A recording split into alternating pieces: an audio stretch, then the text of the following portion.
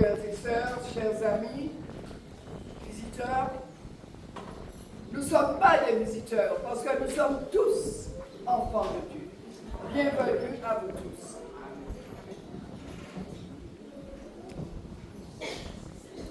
Nous sommes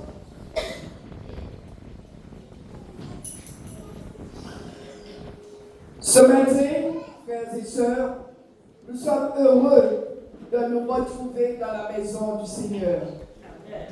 Et je vous dis à tous, vous avez fait un bon choix. Dieu nous conduit toujours où il faut.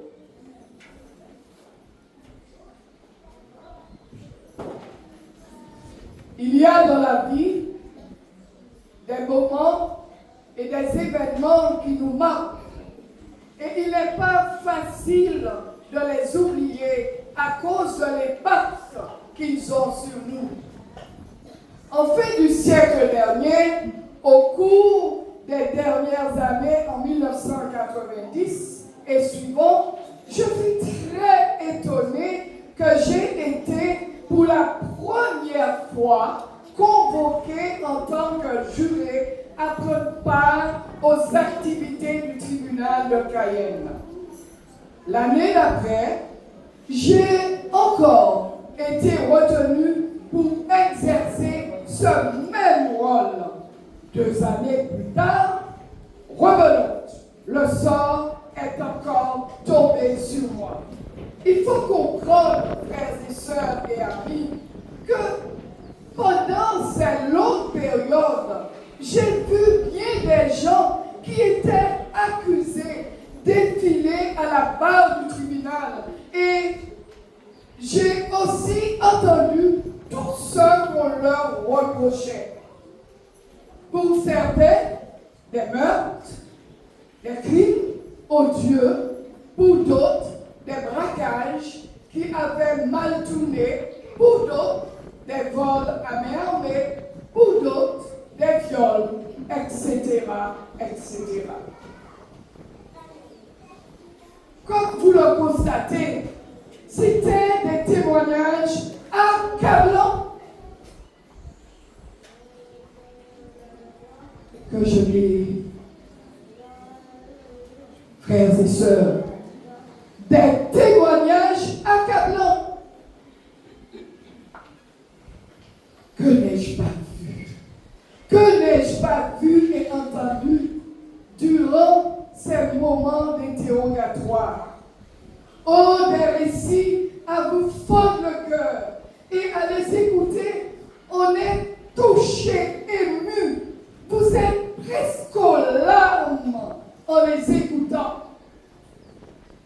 Laissez-moi vous dire, il faut être bien dans ses portes pour suivre le déroulement du procès. Oui, il faut être fort moralement pour assister à l'audience. Mes chers amis, il faut être moralement fort face à de telles situations. Et moi, je me sentais mal à l'aise. Mal à l'aise devant la vision de ces choses, surtout en tant qu'enfant de Dieu. Et au fond de moi-même, je me disais, mais ce n'est pas ma place. Ce n'est pas ma place ici. Étant membre du jury qui devait décider du sort de ces accusés, soit leur condamnation, soit leur acquittement. Surtout, plus souvent, je me trouvais juré principal, auquel je devais signer.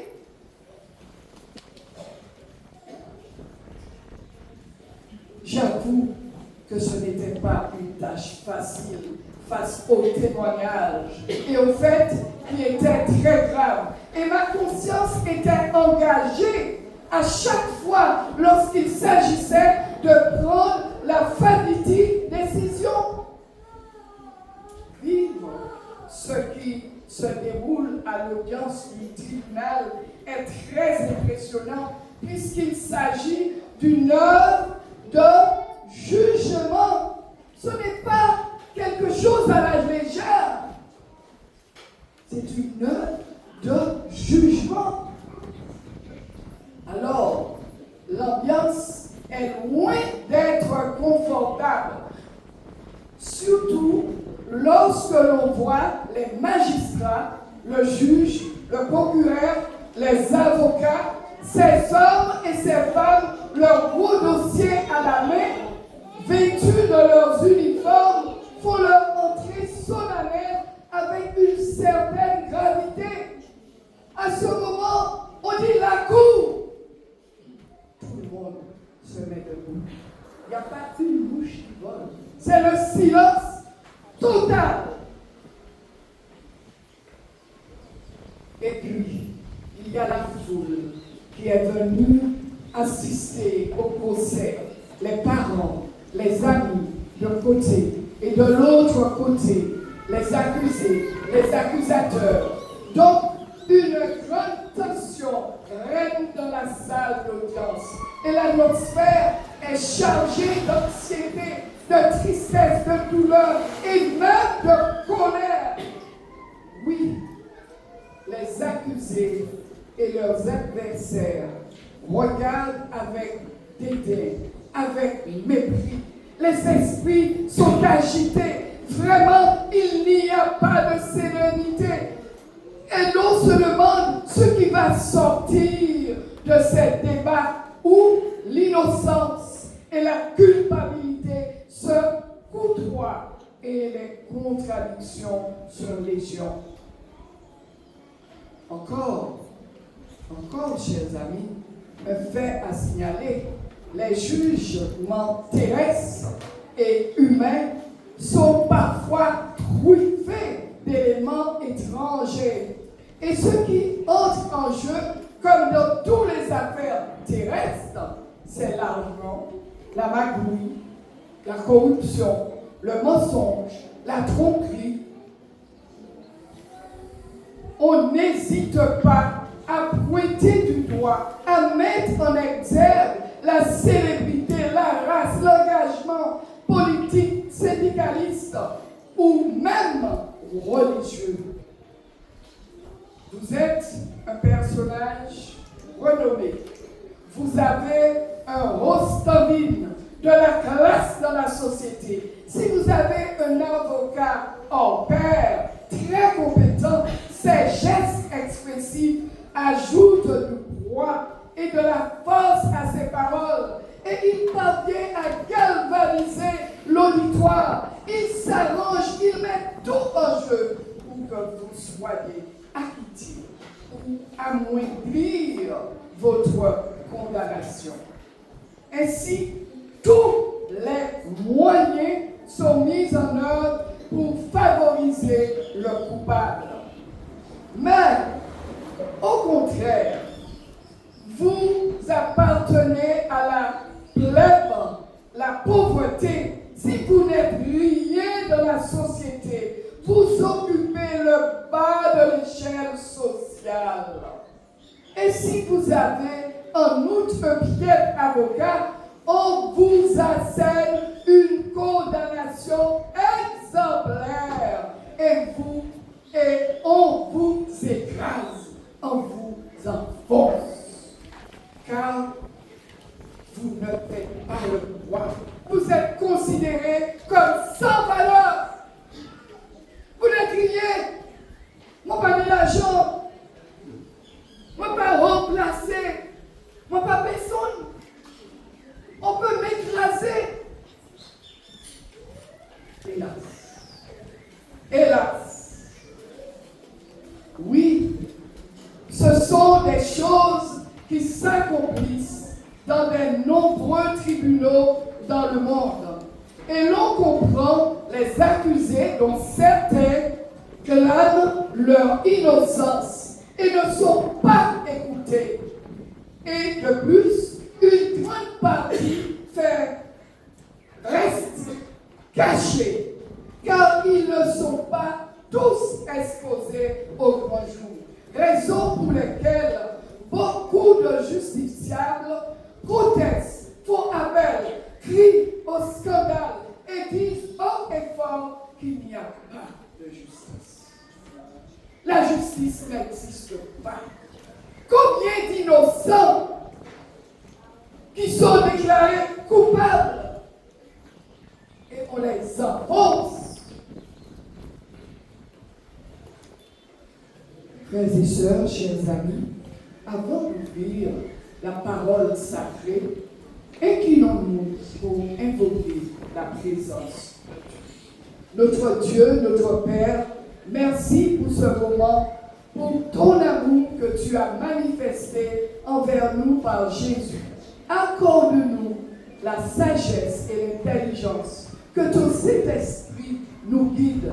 Aide-nous à comprendre l'importance du moment que nous vivons. Sois avec nous, au nom de Jésus. Amen. Alors, on se demande si Ésaïe le prophète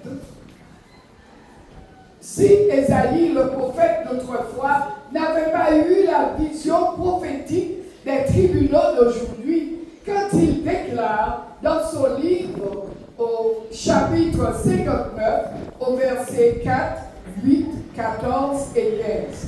Nul ne se plaint avec justice, nul ne plaide avec droiture. Ils s'appuient sur des choses vaines et disent des faussetés. Ils convoitent le mal et enfantent le crime. Ils ne connaissent pas le chemin de la paix et il n'y a point de justice dans leur voie. Et la délivrance s'est retirée et le salut se tient éloigné, car la vérité trébuche sur la place publique. Et la droiture ne peut approcher l'Éternel. Voix d'un regard indigné qu'il n'y a point de droiture. Alors, chers amis, chers frères et sœurs, en ce moment, une importante question doit brûler vos lèvres, n'est-ce pas? N'est-ce pas en ce matin? Vous vous demandez pourquoi ce jour je vous parle des choses qui se passent dans les tribunaux. Pourquoi je vous parle de cela?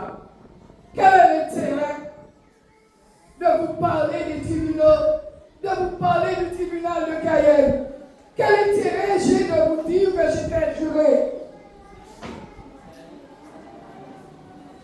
Laissez-moi vous rappeler en ce moment, frères et sœurs, en rapport avec tout ce que nous venons d'entendre, tout ce que je viens de vous dire, un événement capital est en train de s'accomplir pour le monde entier. Un événement capital. Écoutez bien et suivez bien, parce qu'il est très important, frères et sœurs. Voyez-vous, Dieu ne veut pas que nous soyons dans l'ignorance au sujet de ces desseins éternels qu'il a conçus pour nous, pour vous et pour moi. Les desseins de Dieu. En effet, la parole inspirée nous apprend que l'Éternel ne fait rien sans nous avoir avertis par ses serviteurs, tels les apôtres, les prophètes, et aujourd'hui par des prédicateurs honnêtes et sincères qui lui sont consacrés. D'ailleurs, c'est une façon pour lui de manifester son amour envers nous. Donc, ensemble, frères et sœurs, nous lisons ce qu'a déclaré l'apôtre Paul dans Actes 17, le verset 31. Alors qu'il se trouvait à l'aréopage d'Athènes, parmi les grands, les intellectuels, les philosophes, Dieu a fixé un jour où il jugera le monde selon la justice par l'homme qu'il a désigné, ce dont il a donné à tous une preuve certaine en leur ressuscitant des morts. Il s'agit de Jésus. Chers amis, vous avez bien noté Dieu a fixé un jour. Il a fixé un jour. Il y aura donc un temps marqué pour cet événement qui, à vue humaine, semble être lointain. Mais des précisions seront apportées par le voyant de Patmos. Je veux parler de l'apôtre Jean, qui, dans sa vision futuriste, déclare dans Apocalypse 14, le verset 6 et 7, « Je vis un ange qui volait par le milieu du ciel, ayant un évangile éternel pour annoncer aux habitants de la terre, à toute nation, à toute tribu, à toute langue, à tout peuple, il disait, craignez Dieu et donnez-lui gloire. Pourquoi? Car l'heure de son jugement est venue. On m'a entendu? Allô, allô? On m'a entendu? Craignez Dieu et donnez-lui gloire, car l'heure de son jugement est venue. Alors, frères et sœurs, chers amis, alors arrêtons-nous ici.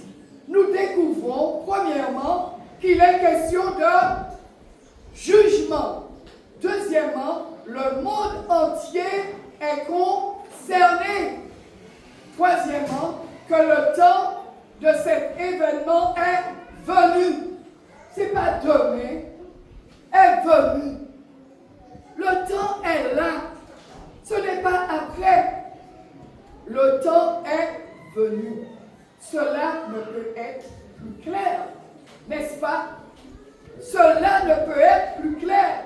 Donc, chers amis, en ce moment, nous vivons à l'heure du jugement et tous les êtres humains ayant vécu ou qui vivent sur la terre seront jugés et leur sort sera décidé. Qui j'ai dit? Tous les êtres humains. Est-ce que vous êtes concernés? Est-ce que je suis concerné? Nous sommes tous concernés. Laissez-moi préciser que ce jugement prendra fin lorsque le Christ prononcera les paroles d'Apocalypse 22, le verset 11. Que celui qui est injuste soit encore injuste. Que celui qui se souille encore. Et que celui qui pratique la justice, et que celui qui est juste, pratique encore la justice. Et que celui qui est saint se sanctifie encore. Sachons que cette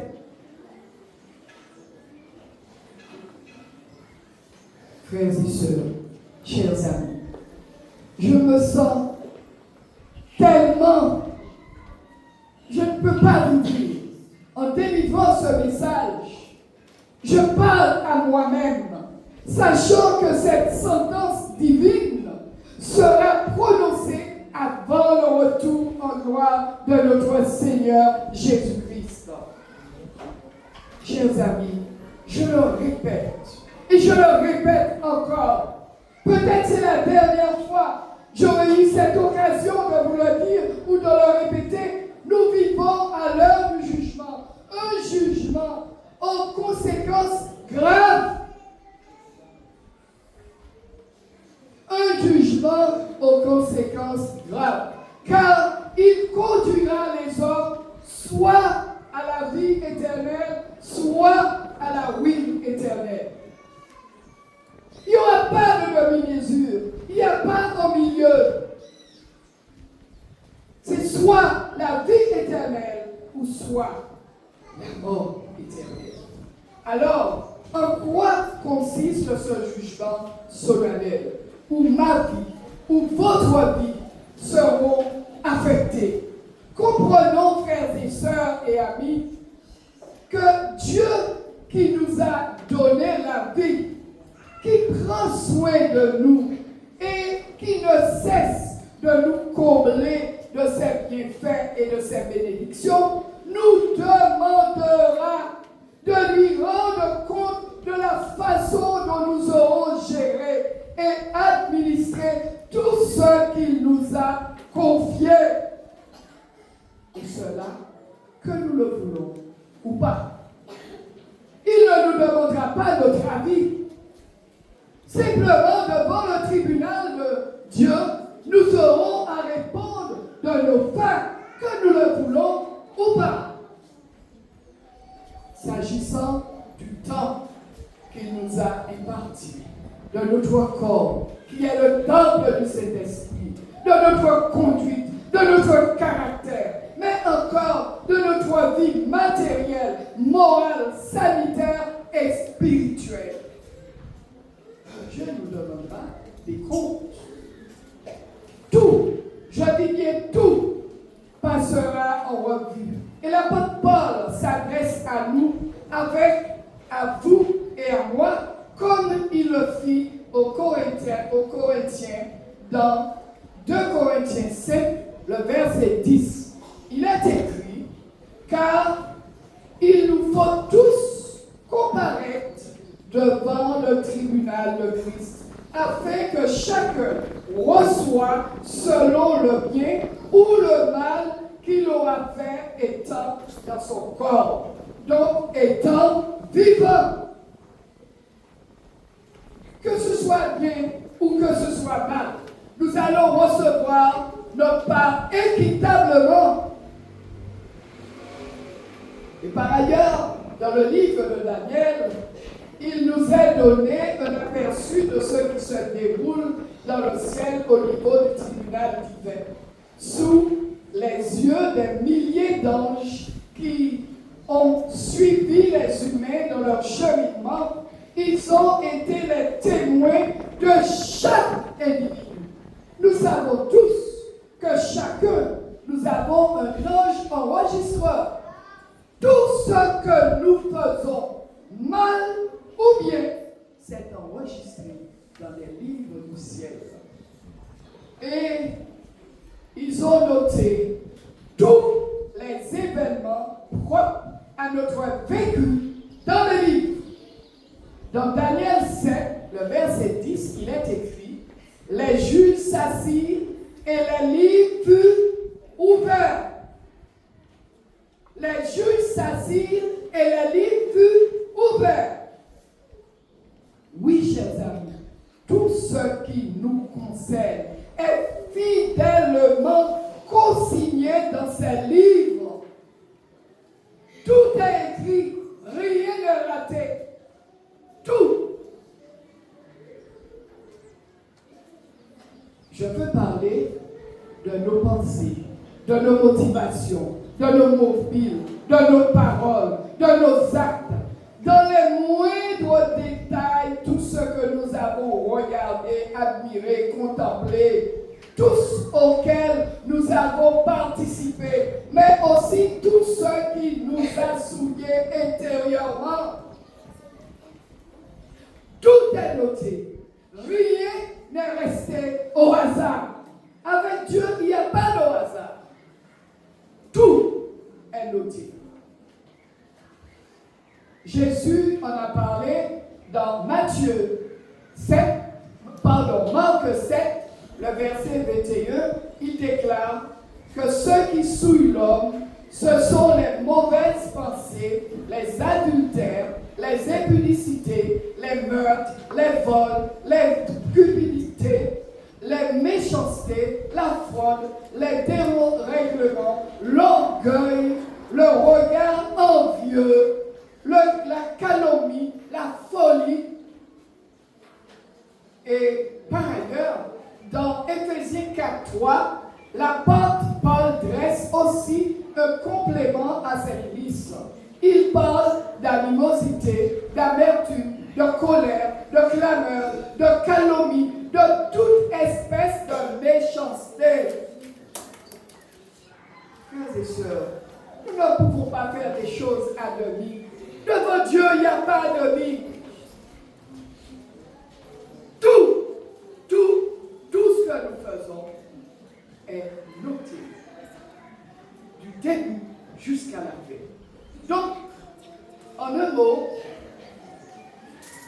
les œuvres des ténèbres et tous ces éléments et bien d'autres encore sont pris en compte. Rien n'est laissé, rien ne se passe inaperçu. Tout est noté, il n'y a pas d'oubli. Chers amis, frères et sœurs, devant un temps si important, un temps crucial que nous vivons, ne raisonnons pas comme les 70 hommes des anciens de la maison d'Israël qui se tenaient devant les idoles et qui disaient « L'Éternel ne nous voit pas ». Ézéchiel 8, le verset 11 et 12. Chers amis, quelle stupidité! Quelle stupidité! Ou bien, comme ceux-là qui disent, les bouillards pas péché, nous qu'à faire affaire nous en cachette, nous qu'à faire qu'on nous l'est, nous qu'à mentir les d'autres là, nous qu'à dire ça nous pas ouais, nous qu'à calomnier, et puis nous qu'à dire, c'est pas grave, l'Éternel pas qu'à ouais, pas de pièces dans l'église là et puis moi, personne pas là, on peut faire affaire moi. Hélas, rien, je dis bien, rien ne passe inaperçu aux yeux de Dieu. N'oublions pas que nous avons un ange enregistreur à côté de chacun de nous et tout est pris en compte. Et je dis, frères et sœurs, si nous pensons comme cela, toutefois, hélas, pensez simplement à Galates 6, le verset 7, il est écrit « Ne vous trompez pas, on ne se moque pas de Dieu. Ce que l'homme aura semé, il le moissonnera aussi. » Ben nous, qu'à comprendre, nous adventistes seulement le samedi, les nous dans l'église là, les nous en temple, et puis en dehors, nous avons tiré au adventiste là, nous avons prendre notre robe, nous avons fait ça nous avons mené la vie nous qu'on nous avons fait qu'on nous avons dit ça nous ce n'est pas le mot adventiste qui sauve, c'est l'appartenance à Christ. Être en Jésus, faire ce que Jésus me demande de faire.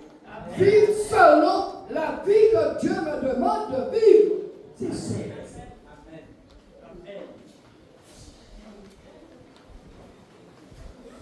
Frères et sœurs, je dis bien, rien, non, rien n'est oublié dans les documents célestes qui seront examinés à la loupe. Rien, il n'y a pas d'oubli.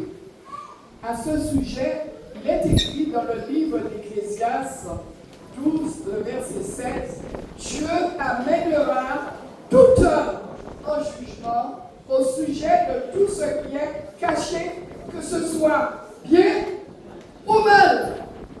Même si nous faisons secret, nous faisons pas zoyer tout petit, l'Éternel emmène tout. Tout. Ainsi, Dieu connaît tous les aspects les plus intimes, les actes les plus intimes de notre vie. Et de ces décisions sont absolument justes et sans appel. Il n'y a pas d'appel là. Je voudrais ici, frères et sœurs, permettez-moi de toucher deux points importants.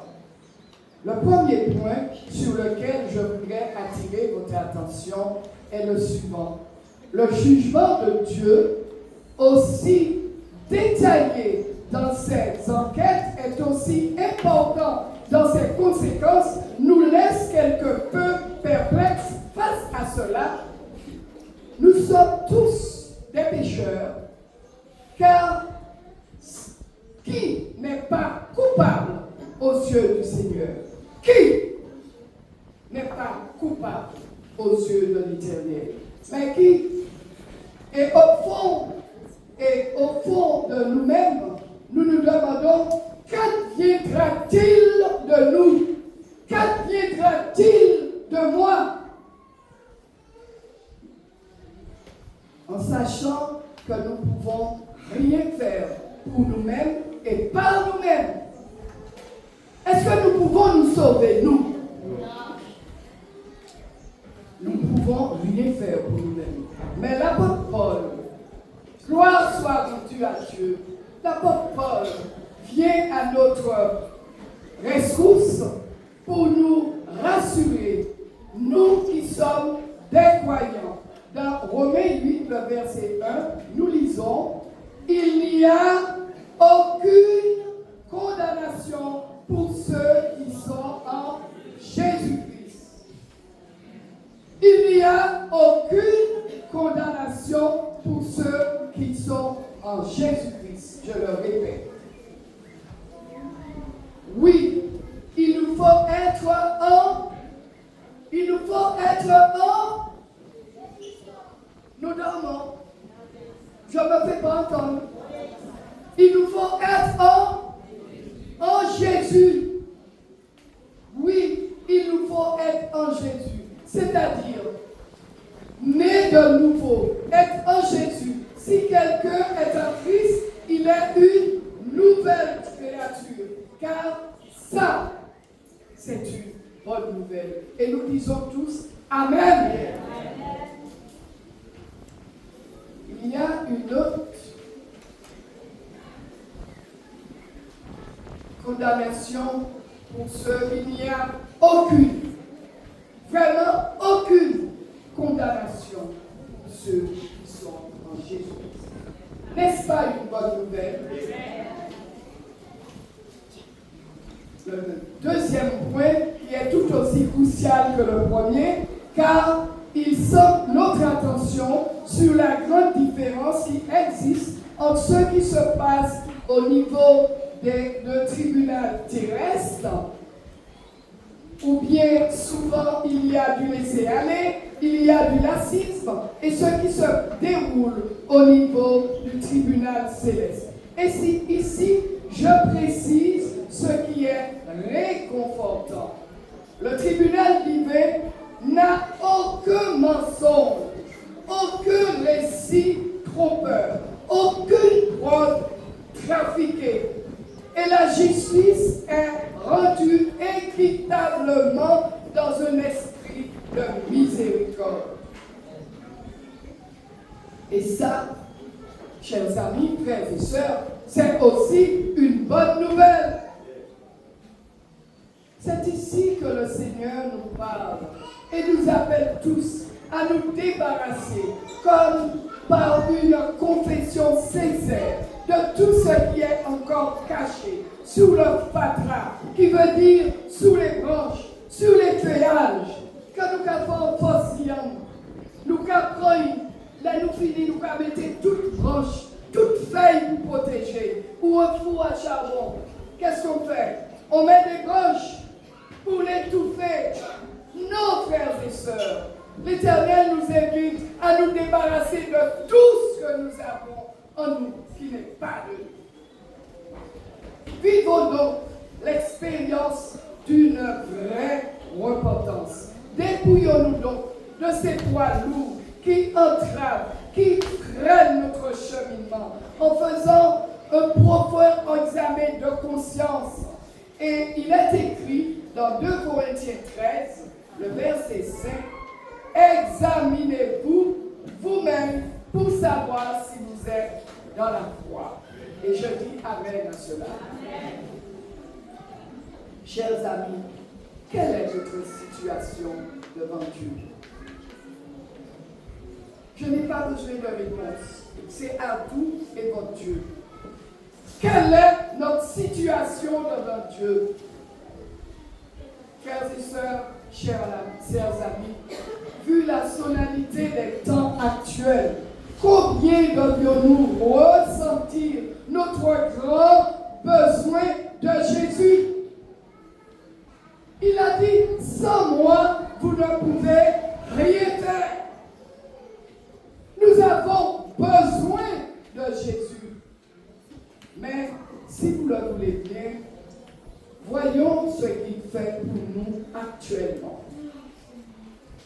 Les Saintes Écritures nous apprennent qu'après que Jésus soit monté au ciel, son œuvre de salut ne s'est pas achevée et ce qu'il fait à présent joue un rôle décisif pour notre bonheur et notre destin éternel. Au ciel, Jésus est notre représentant devant le trône de Dieu.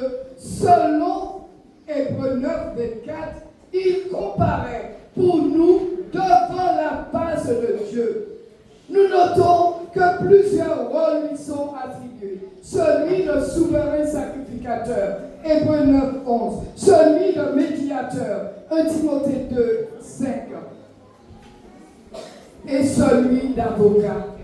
Donc, arrêtons-nous sur cette dernière fonction, celle d'avocat, en pensant au début du jugement, il ne s'agit pas de prouver notre culpabilité, mais de prouver notre innocence. Alors, vous vous dites, comment nous proclamer innocents, puisqu'il est établi que nous sommes tous coupables? C'est parce que Dieu, par amour pour nous, dans son plan, il a placé à nos côtés le meilleur des avocats, l'avocat par excellence, c'est-à-dire Jésus-Christ. Le mot avocat ne se trouve dans la Bible que sous la plume de l'apôtre Jean, dans 1 Jean 2, verset 1. Le mot avocat, le dictionnaire le définit comme suit. C'est un auxiliaire de justice qui conseille et représente les parties pour lesquelles il plaide. Donc, il défend les causes en justice. Sa fonction est de défendre ou plaider les causes injustifiables. C'est donc ce rôle que Jésus assure en faveur de chacun de ses bien-aimés, en notre faveur, en votre faveur et en ma faveur. Il plaide, il défend et intercède. Il est bon. Il est donc un aide pour les croyants. Chers amis, nous avons compris que c'est un tel avocat qu'il nous faut. L'apôtre Jean, dans 1 Jean 2, verset 1, ce que le frère Atolem a lu au départ, il est écrit dans un langage paternel. Mes petits enfants, je vous écris ces choses afin que vous ne péchiez point. Et si quelqu'un a péché, vous avez un avocat auprès du Père, Jésus-Christ le juste. Il est lui-même une victime expiatoire pour nos péchés, et non seulement pour les nôtres, mais aussi pour ceux du monde entier. Et la question est, avons-nous permis à Jésus de plaider pour nous, de présenter notre cas devant le tribunal divin? Il dispose de toutes les compétences, de toutes les qualifications pour effectuer une telle œuvre. Il croit, frères et sœurs, chers amis, croyez-moi, il ne fait pas comme les avocats terrestres qui sont imparfaits, pécheurs, magouilleurs, menteurs. Dans chaque cas, Jésus intercède pour les croyants en évoquant son sacrifice sur la croix du Calvaire. Au Père, il présente ses mains percées pour le péché soit considéré, pour que le pécheur soit considéré innocent et juste, et pour qu'il puisse avoir accès au royaume des cieux. Il offre ses propres mérites, les mérites de sa vie parfaite à la place de notre faiblesse. Ainsi, le jugement n'est pas prononcé contre nous, mais en notre faveur. Encore une bonne nouvelle. Alors, laissons Jésus assurer notre défense. Acceptons son pardon et son salut. Laissez-le assurer notre défense devant le Père. Laissez-moi vous dire, en terminant, frères et sœurs et chers amis, si c'est l'heure du jugement, sachons aussi que c'est l'heure où le temps de grâce va prendre fin. C'est l'heure où le temps de grâce va prendre fin. Tenons compte de ces trois éléments. Premièrement, c'est maintenant que nous devons croire en Jésus, nous attacher à Jésus. Restons connectés à Jésus et comptons sur Jésus. Deuxièmement, c'est maintenant que nous devons recevoir le pardon de nos péchés, la justice du Christ et la force de vivre selon ses préceptes. Troisièmement, c'est maintenant que nous devons remettre notre destinée éternelle entre les mains de notre Seigneur Jésus-Christ, de notre avocat. Et nous disons Amen à cela. Amen. Alors, frères et sœurs, chers amis, mon souhait pour vous ce matin que je formulerai est selon Hébreux 4, le verset 16. Approchons-nous donc avec assurance du trône de la grâce, afin d'obtenir miséricorde et trouver grâce pour être secours dans nos besoins. Que le Seigneur nous bénisse et qu'il nous aide à prendre conscience du moment auquel nous vivons. Que le Seigneur